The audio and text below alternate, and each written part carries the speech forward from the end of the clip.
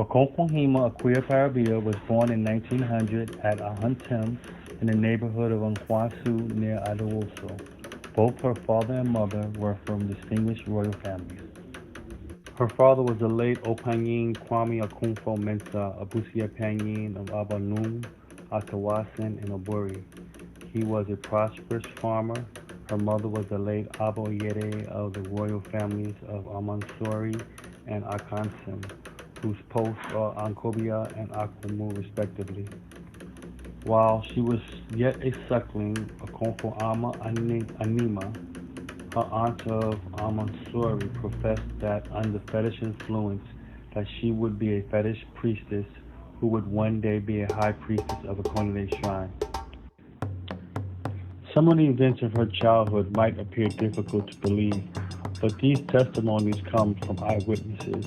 It is hard to dismiss them as stories.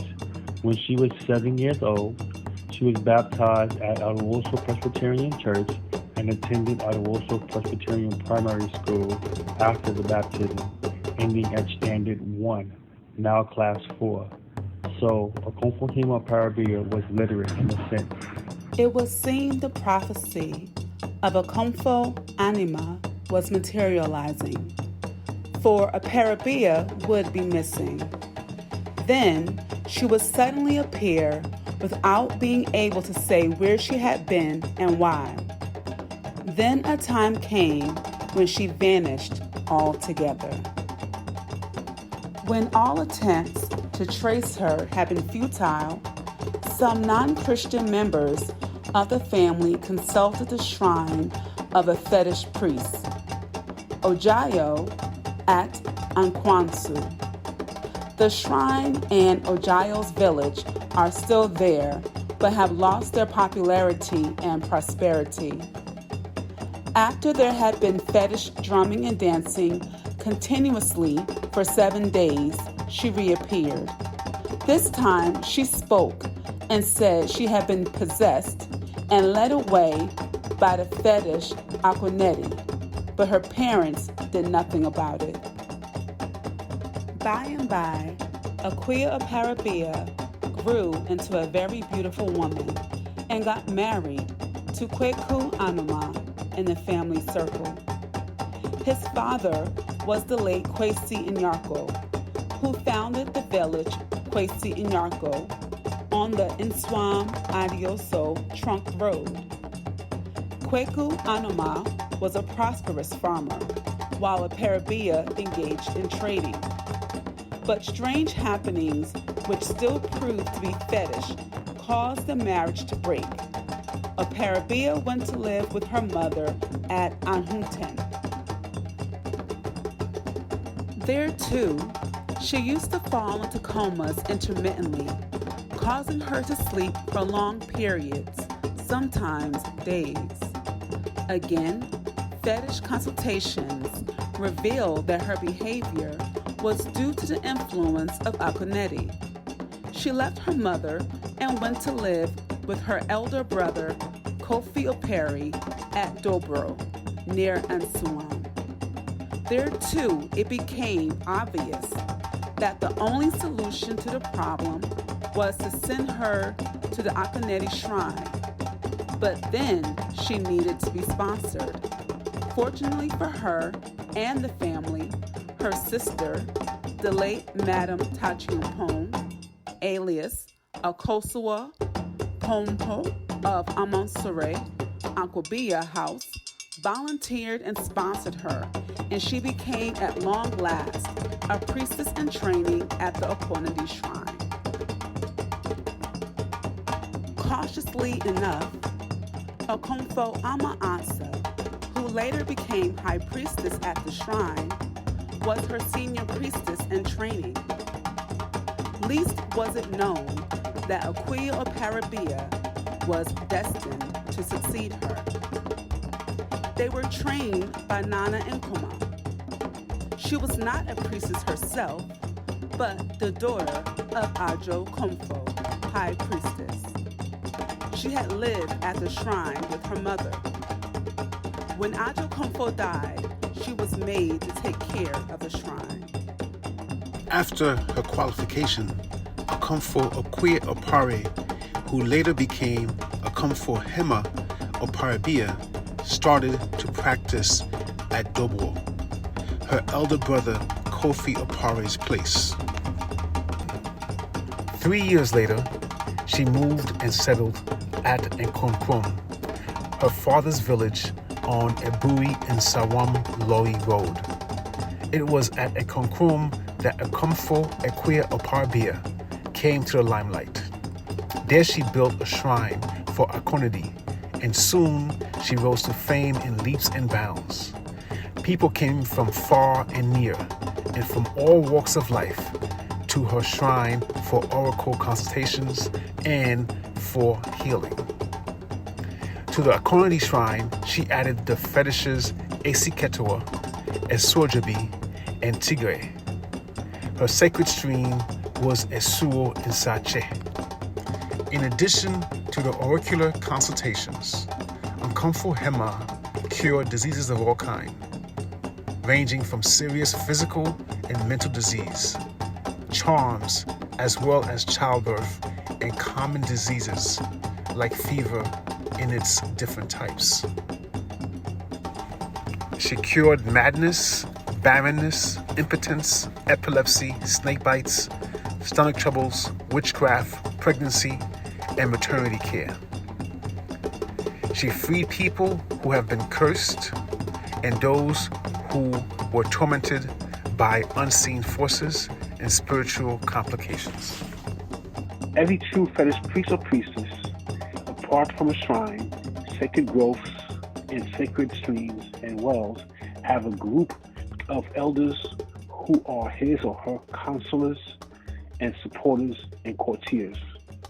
In addition, there is a staff of drummers, singers, dancers, and waiters.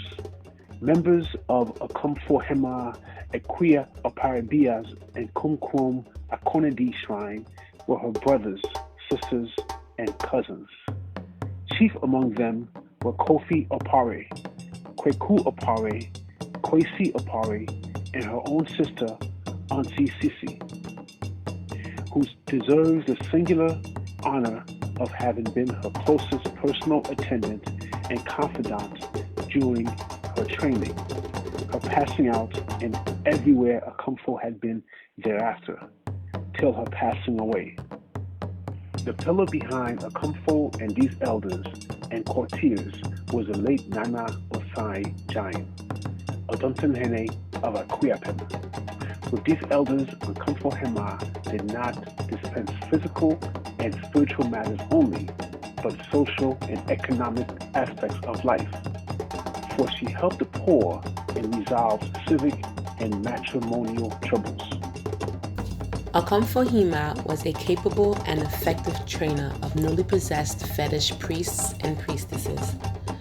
At the Nkonkrom shrine, she trained hundreds of priests and priestesses methodically and thoroughly. When they passed out, she posted them to places, and they worked under her and in association with her shrine. They reciprocated her love, her care, and her concern for their success and prosperity. Eminent among them and who have them are Akomfo Mono, Aburiamanfo, Akomfo Akua Asi, Suhun Mantra, Akomfo Kokuo, Dompon, Akomfo Adjua Deborah, and the cripple Akomfo Anua, alias Anu, who uses crutches, but who, when possessed, would throw them away and dance, whirling around and around amidst applause and amazement. Akomfo Hema Akua Oparebea was meek and humble and observed the cultural practices and fetish systems of the Akonadi shrine. While she was definitely on her own and well established at the Nkonkrom shrine, she did not regard herself as self-sufficient. During the annual Yam festivals of Akonadi, she came home with a large retinue to join Akomfo Amansa, the high priestess, for the celebration. She brought all the necessities required for the festival: sheep, yams, palm oil, fowls, eggs, bowls of salt, etc., and logs of firewood, esya. Indeed, it is true. Whatever a person sows, he would reap.